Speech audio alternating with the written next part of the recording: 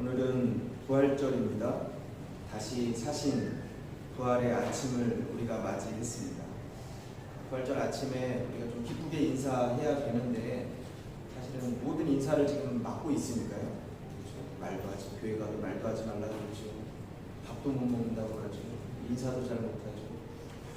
오늘은 그래도 한번 인사 한번 저랑 미리 같이 한번 해볼까요? 제가 예전에도 여러분에게 말씀을 드렸는데 제가 먼저 여러분에게 여러분 주님 다시 사셨습니다. 그러면 여러분이 저에게 목사님 정말로 다시 사셨습니다. 이렇게 얘기하고요. 또 앞뒤 좌우로 서로 인사하면서 주님이 다시 사셨습니다. 이렇게 인사하는 겁니다. 이해가 되시나요? 제가 여러분에게 여러분 주님 다시 사셨습니다. 그러면 여러분들이 저에게 목사님 다시 사셨습니다. 정말로 사셨습니다. 이렇게 말씀하는 거예요. 그리고 서로 주님께서 다시 사셨습니다. 그리고 인사하는 거예요. 제가 먼저 하겠습니다. 여러분 우리 주님 사셨습니다. 네, 앞뒤 좌우로 인사하겠습니다. 주님 다시 사셨습니다. 나이가 들면서 용량 초과라는 게 자꾸 발생하는 것 같아요. 금방 들으면 아는 것 같은데 뒤돌아서면 또 금방이죠. 어떤 사건이 일어났을 때에 시시비비를 가리기 위해 가장 필요한 것이 있습니다. 그게 뭐냐면 증인입니다. 증인을 확보하는 게 참 중요합니다. 요즘 한국에 뭐 여러 가지 많은 사건들이 있는데 참 증인들이 참 어려워요. 처음부터 목격하고 그 사건을 자세히 알고 있는 증인이 있다면, 그리고 만약 그 증인이 자기가 본대로 그 사실대로 그대로만 이야기해 준다면 그것만큼 고마운 것이 없죠. 나는 그 사건을 확실히 보았습니다. 이 한마디가 얼마나 중요한지 모릅니다. 그런데 이 세상에는요, 그것이 엄연 사실인데도 불구하고 종종은 증인이 없어요. 증거가 없는 일들이 생깁니다. 그러다 보니까 아주 없던 일처럼 그냥 덮어버리는 그런 경우들이 많이 있습니다. 때로는 그 일을 목격한 증인이 분명히 있는데도 불구하고 혹시 내가 그것을 이야기하면 불이익당하지 않을까? 나에게 어려움이 있지 않을까? 두려워서 내가 증인입니다. 그렇게 나서지 못하는 경우들도 분명히 많이 있습니다. 실제로 한국 사회에 문제가 되고 있는 것 중에 한 가지가 뭐냐면 증인의 신변 그리고 사생활을 보호하지 못하는 것이 이게 문제가 됩니다. 그래서 증인이 이 보복이 두려워서 내가 나가서 증인이 되겠습니다. 이렇게 진술하기를 꺼려한다는 것이죠. 사실은 우리가 지금 이 시대가 그렇습니다. 내가 목격한 것을 당당하게 나가서 증거할 수 없는 그런 시대를 우리가 살아가고 있는 것이 사실입니다. 크리스찬 센츄리라고 하는 기독교 잡지가 있어요. 미국의 잡지가 있는데 이 편집장으로 있던 마티 목사라고 하는 분이 젊었을 때 교회에서 주일학교 선생님을 했어요. 주일학교 3학년 학생들을 가르쳤는데 그 반에는 한 아이가 좀 부족한 아이가 있었습니다. 그 이름이 필립이라고 하는 아이인데 이 아이가 정서장애가 있는 아이입니다. 정서장애가 있는데도 불구하고 항상 얼굴이 표정이 밝고 천진난만한 경우가 많았어요. 그런데 여러 가지 면에서 장애를 겪고 있는데, 그런데 이 아이의 특징이 뭐냐면 하나님의 말씀, 성경 말씀을 그렇게 좋아해요. 성경 말씀을 좋아합니다. 예수님도 좋아하고 성경 말씀도 좋아하고 예수님 이야기만 나오면 환하게 웃고, 어느 날 부활절 아침에 이 학생들을 모아놓고 이 선생님이 성경 공부를 하는데 아이들에게 하나씩 결안을 준비하려고 결안 모양의 이런 어떤 플라스틱 통들을, 빈 통들을 하나씩 이렇게 나눠주세요. 열면은 열릴 수 있고 닫을 수 있는, 그러니까 하나씩 이렇게 나눠주고 그리고 아이들에게 지금부터 너희가 선생님이 시간을 15분 줄 테니까 밖에 나가서 예수님의 부활 하면 떠오르는 것을 그 안에다 탁 넣어가지고 그리고 15분 뒤에 모여서 우리가 한 명씩 그것을 발표해보겠다, 이렇게 이야기를 했습니다. 아이들이 다 나갔습니다. 15분 지나고 또 20분 지나고 아이들이 다 모여들었습니다. 아이들에게 하나씩 이제 뚜껑을 열고 보여주고 설명하도록 그렇게 했습니다. 한 아이가 와서 그 플라스틱을 탁 열었어요. 열었더니 그 속에 꽃이 들어있습니다. 어린 아이들이니까 그렇게 얘기합니다. 이 꽃은 예수님의 부활의 생명을 상징합니다. 그렇게 얘기했어요. 아이들이요 그 듣고 막 박수를 쳐줬어요. 또 두 번째 아이가 박스를 딱 열었어요. 거기 나비가 한 마리 있어요. 이 아이가 얘기합니다. 이 나비는 예수님의 부활을 상징합니다. 또 아이들이 박수를 쳤어요. 세 번째 아이가 또 탁 열었습니다. 팔팔한 잎사귀가 그 속에서 나옵니다. 이렇게 한 명 한 명 차례가 다 지나가고 마지막으로 필립의 차례가 되었습니다. 이 아이가 정서장애를 겪고 있던 아이니까 이 아이가 딱 앞에 나왔습니다. 모든 학생들이 다 주목을 합니다. 그리고 속으로 생각합니다. 저 바보 같은 필립이 과연 뭘 가지고 왔을까? 다 궁금해서 쳐다봅니다. 한참을 그렇게 서 있습니다. 그러니까 선생님이 필립에게 얘기해요. 괜찮아? 필립 한번 열어봐. 이렇게 얘기했어요. 탁 뚜껑을 열었어요. 열었더니 놀랍게도 그 속에는 아무것도 들어있지 않았어요. 학생들이 막 웃으면서 손가락질 하는 거예요. 그렇지, 필립 아무것도 못 가지고 왔지. 그런데 필립이 갑자기 혼잣말로 그렇게 이야기합니다. 예수님의 무덤은 비어 있었어요. 순간적으로 조용합니다. 그리고 모두에게 감동이 다 사로잡혔어요. 예수님의 무덤은 비어 있었어요. 여러분, 예수님의 부활 사건은 엄연한 사실입니다. 가장 뚜렷한 부활의 증거를 한 가지 이야기하면 그게 빈무덤 사건 이렇게 얘기합니다. 여러분, 부활의 아침에 예수님의 무덤은 비어 있었습니다. 예수님 당시부터 지금까지 예수님의 부활을 믿는 사람들이 많이 있었죠. 반면에 믿지 못하는 사람들이 또 많이 있습니다. 특별히 예수님을 못 박았던 대제사장들, 바리새인들, 종교 지도자들은 예수님의 부활을 부정하려고 했습니다. 기독교 역사상으로 예수님의 부활에 대해서 부정하는 사람들이 그 가능성을 세 가지를 가지고 부정을 합니다.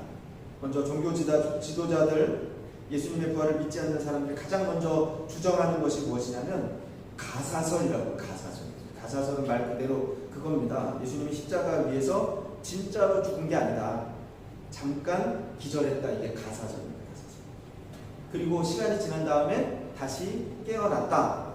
그래서 무덤은 비어 있었다. 이렇게 얘기합니다.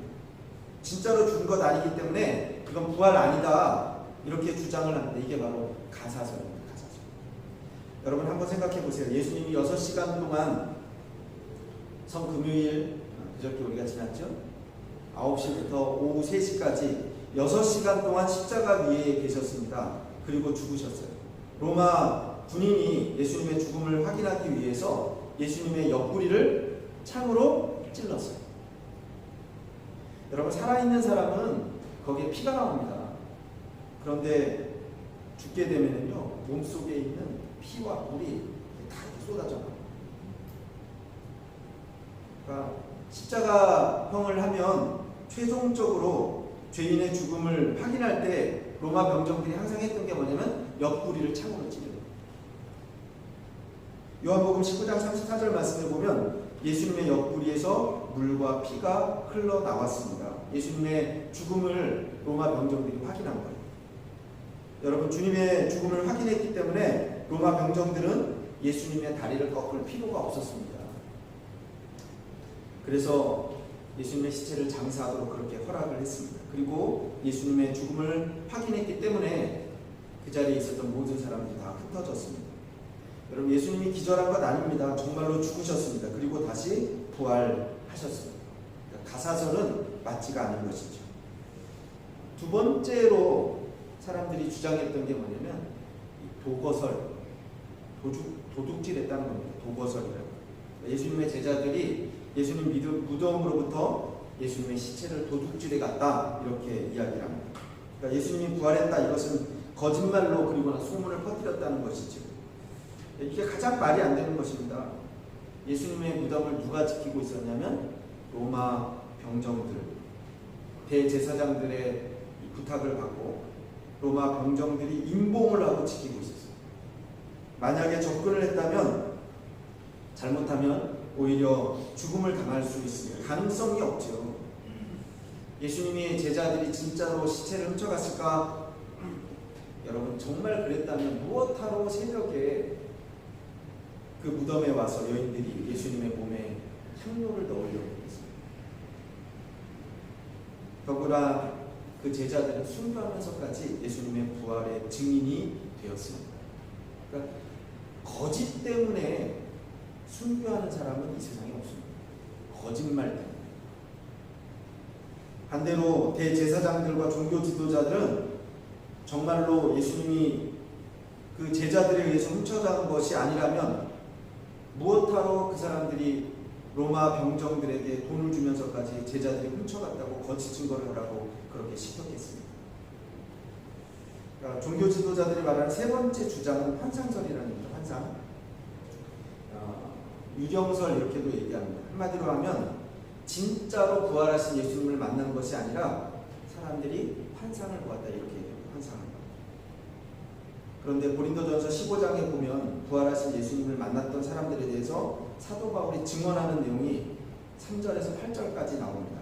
이렇게 기록되어 있어요. 사도 바울이 이렇게 증언합니다. 내가 받은 것을 먼저 너희에게 전하였노니 이는 성경대로 그리스도께서 우리 죄를 위하여 죽으시고 장사 지낸 바 되었다가 성경대로 사흘 만에 다시 살아나사 게바에게 보이시고 후에 12 제자에게와 그 후에 500여 형제에게 일시에 보이셨나니 그 중에 지금까지 태반이나 살아있고 어떤 이는 잠들었으며 그 후에 야고보에게 보이셨고 그 후에 모든 사도에게와 맨 나중에 만삭되지 못하여 난 자와 같은 내게도 보이셨느니라.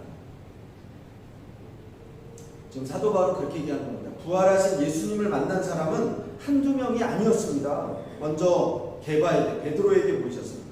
그리고 제자들에게 찾아오셨습니다. 우리가 성경 읽어보면 도마는 그 자리에 없었어요. 나중에 그는 예수님의 손에 손가락을 넣어보고 만지기까지 하였다 그렇게 얘기합니다. 그리고 고백합니다. 나의 주님, 나의 하나님. 그리고 나서 그 후에 한꺼번에 500명에게 보이셨습니다. 사도행전 1장에 보면 예수님께서 모두가 지켜보는 가운데 하늘로 승천하셨다 그렇게 기록이 되어 있죠. 그때 흰옷 입은 두 천사가 그 곁에 서서 이렇게 말합니다. 갈릴리 사람들아 어찌하여 서서 하늘을 쳐다보느냐. 너희 가운데서 하늘로 올라가신 이 예수는 하늘로 가심을 본 그대로 오시리라. 그 후에 야고보에게 보이셨습니다. 그리고 맨 마지막에 사도 바울에게 보이셨습니다. 사도 바울이 그렇게 얘기합니다. 그 당시에 500명이나 되는 그 증인들 중에 아직도 태반이나 살아 있었다 이렇게. 그리고 자신들이 보았던 것을 증거하고 있었습니다. 증인들의 삶을 살고 있었습니다. 여러분 증인이라고 하는 말이 있죠. 증거라고 하는 말이 있습니다. 헬라어로 보면 이 말은 마르투리아라는 단어입니다. 이게 바로 증인이라는 말이에요.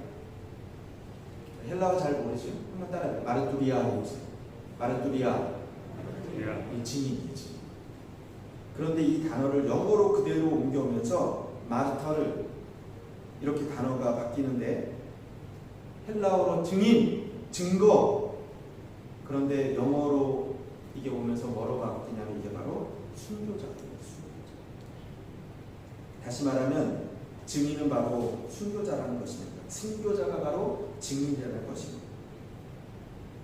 부활의 증인의 삶은 순교자의 삶입니다. 순교자가 될 수밖에 없었습니다. 예수님을 십자가에 못 박아 죽인 사람들은 예수님의 부활을 증거하는 사람들을 역시 잡아서 다 죽였어요. 그래서 순교자.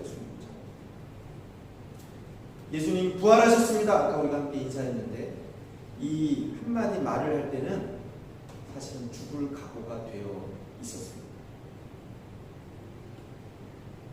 그러니까 예수님과 함께 십자가에 못 박혀 죽을 각오를 하고 나서는 그 한마디 말을 할 수가 있었어요. 예수님 부활하셨습니다.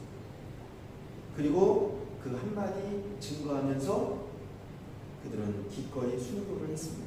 히브리서 11장 보면 우리가 믿음장이라고 이야기를 하는데 믿음의 사람들이 어떻게 순교했는가 우리에게 잘 설명하고 있습니다. 히브리서 11장 35절에서 40절 말씀에 보면 여자들은 자기의 죽은 자를 부활로 받기도 하며 또 어떤 이들은 더 좋은 부활을 얻고자 하여 악형을 받되 구차히 면하지 아니하였으며 또 어떤 이들은 희롱과 채찍질뿐만 아니라 결박과 옥에 갇히는 시험도 받았으며 돌로 치는 것과 톱으로 펴는 것과 시험과 칼에 죽는 것을 당하고 양과 염소의 가죽을 입고 유리하여 궁핍과 환난과 학대를 받았으니 이런 사람은 세상이 감당치 못하였도다. 저희가 광야와 산중과 암열과 토굴에 유리하였느니라. 이 사람들이 다 믿음으로 말미암아 증거를 받았으나 약속을 받지 못하였으니 이는 하나님이 우리를 위하여 더 좋은 것을 예비하셨은즉 우리가 아니면 저희로 온전함을 이루지 못하게 하려 하심이니라. 여러분, 그들은 예수님의 부활의 증인이었습니다. 그들은 예수님의 부활을 믿을 뿐만 아니라 예수 그리스도의 부활을 증거했습니다. 예수님의 부활처럼 나도 부활한다는 것을 믿었습니다. 그 믿음 때문에 그들은 당당하게 죽을 수 있었습니다. 종교개혁자 칼빈은 신앙의 세 가지 영역에 대해서 말합니다. 그 중에 하나는 성서적인 지식. 그러니까 신앙생활을 하려면요, 여러분 성서적인 지식이 있어야 돼요. 이거 없으면 안 됩니다. 만약에 성경의 지식이 없으면 우리 기독교 역사에 보면 이단으로 빠집니다. 어떤 이단으로 많이 빠지냐면 신비주의로 빠져. 신비주의. 이거 힘이 없어요. 중요한 순간에 의심하게 됩니다. 그러니까 말씀을 알아야 돼요. 말씀을 알아야 돼요. 두 번째는 종교적인 체험입니다. 종교적인 경험. 신앙의 체험이 없으면요, 이건 관념적인 신앙이 되는 것입니다. 그러니까 우리가 분명히 말씀도 알아야 되고 체험도 있어야 돼요. 그래야 올바른 신앙생활을 할 수가 있습니다. 세 번째 필요한 것이 있다 이렇게 얘기해요. 세 번째 필요한 것은 사랑의 실천이 있어야 됩니다. 실천할 때 믿음이 자라나는 것입니다. 그러니까 교회생활, 우리가 신앙생활을 보면 봉사가 없으면 믿음이 자라지 않아요. 봉사할 때 믿음이 자라는 겁니다. 신앙생활 하면서 가장 잘못된 말은 뭐냐면 그렇게 얘기해요. 내가 믿음이 없어서 봉사 못합니다. 이렇게. 아니, 그러지 않아요. 봉사를 해야 믿음이 생기는 겁니다. 봉사를 하다 보면 믿음이 자라는 것입니다. 예수님을 3번이나 부인했던 베드로가 있습니다. 인간적으로 생각할 때 얼마나 부끄러울까. 예수님 앞에 머리를 들 수 없는 사람입니다. 예수님이 부활하셨어요. 그리고 베드로를 찾아가서 만나 주셨습니다. 부활하신 예수님이 베드로를 만나 주셨어요. 얼마나 감사하고 감격했겠어요. 그런데 분명히 감사하고 감격했던 그날부터 베드로의 삶이 바뀌어야 되는데 바뀌지 않아요. 여러분, 새 사람이 되어야 되는데 성경에 보면 그 사람이 새 사람이 되었다, 그게 없어요. 부활하신 예수님을 만났습니다. 여러 번 만났습니다. 예수님의 부활을 확신했습니다. 그런데 오늘 말씀에 보면 참 이상해요. 베드로가 참 이상한 말을 합니다. 오늘 말씀에 뭐라고 하냐면 이렇게 말합니다. 나는 물고기 잡으러 간다. 옛날로 다시 돌아갑니다. 옛 직업으로 돌아갑니다. 오늘 우리가 깊이 생각해야 될 것이 바로 여기에 있습니다. 예수님이 부활하셨습니다. 예수님의 부활은 사실입니다. 그런데 그 부활이 나의 삶과 무슨 관계가 있느냐? 여러분, 예수님의 부활을 믿습니까? 믿습니까? 네. 그런데 그것이 나의 삶과 무슨 상관이 있습니까? 여러분, 그래서 부활절과 가장 중요한 절기가 바로 오순절. 오순절 없는 부활절은 이건 그냥 객관적인 사실이 지나지 않아요. 반대로 부활절 없는 오순절은 신비주의에 불과합니다. 그러니까 결국 베드로는 언제 변하게 되냐면 오순절 성령을 받음으로 비로소 새 사람이 되었어요. 그 전에는 그가 물고기 잡으러 간다. 그가 물고기 잡으러 갔을 때 오늘 본문에 보면 그러죠. 예수님이 친히 찾아가서 다시 그를 만나 주십니다. 그리고 그에게 질문합니다. 네가 나를 사랑하느냐? 내 양을 먹으라. 3번 부탁하십니다. 꾸짖지 않으십니다. 사랑으로 용납하시고 그리고 그 주님을 만나고 베드로는 감격했습니다. 그런데 그 감격만 가지고는 별 도리가 없어요. 문제는 성령 충만입니다. 기독교인들에게 성령 충만입니다. 성령 충만하게 되었을 때 비로소 베드로는 부활 신앙을 가지고 부활의 증인으로서의 삶을 살기 시작했습니다. 오늘 우리가 부활절을 맞이했어요. 주님 부활하셨습니다. 이 아침에 성령 충만을 위해서 기도합니다. 예수님 부활하셨습니다. 진정한 부활의 증인의 삶을 살아가는 저와 여러분이 되시길 주님의 이름으로 축원합니다. 그러기 위해서 우리에게 필요한 것이 있는데 성령 충만입니다. 성령 충만. 코로나를 우리가 이 시대를 지내면서 이 부활절을 맞이하면서 우리가 다시 한번 뒤돌아보길 간절히 소원합니다. 내가 진짜 지금 정말 성령 충만한 삶을 살고 있는 거예요. 주님 부활하셨지만 나는 부활하신 주님과 전혀 관계없는 삶을 혹시 살고 있지만 저와 여러분 우리 교회가 우리 성도들이 성령 충만하시길 주님의 이름으로 축원합니다. 다시 한번 기도하겠습니다.